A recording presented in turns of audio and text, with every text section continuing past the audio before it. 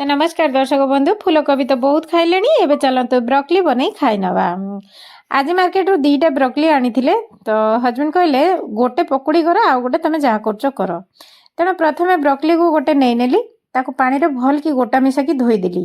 धोई सारिकी पुणी ताको छोट छोट कर पीस करिकी काटिली काटिकी पुणी थरे धोइली कहीं कोबीर जो पेंथा पेंथा फूल ना ता भितर जदि किछि रही जाई थाए सब जाक सफा हो। एबे चलतु बनई नवा।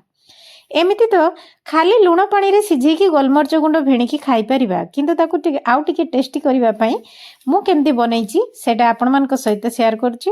तेनो देखंतु करै गरम हे गला परे ताकू तेल गोटे चामच दे देली गोटा जीरा दे देली गोटा जीरा दे साला परे रसुण किछि लंबा लंबा काटिथिली ताकू भी दे देली स्प्रिंग अनियन किछि दे देली दे साला परे टिके घांटी नेकी ब्रोकली कटा हितिला ताकू दे देली दे सारिकी स्वाद अनुसार लुण आ हलदी इटी गाजर काटिकी रखिली ताकू भी दे देकी 2-3 मिनिट ढांकुड़ी नेली टिके सिझी गला परे ढांका खोलिकी आउ टिके नाड़ी नेकी तापरे जीरा गुंड लंका गुंड आउ टिके सोया सॉस आ गोलमरिच गुंड एतिकी भिणी देकी ऊपर आउ टिके घांटी नेकी शेषरे धनिया पत्र 2टा पकेकी सर्व कर देली।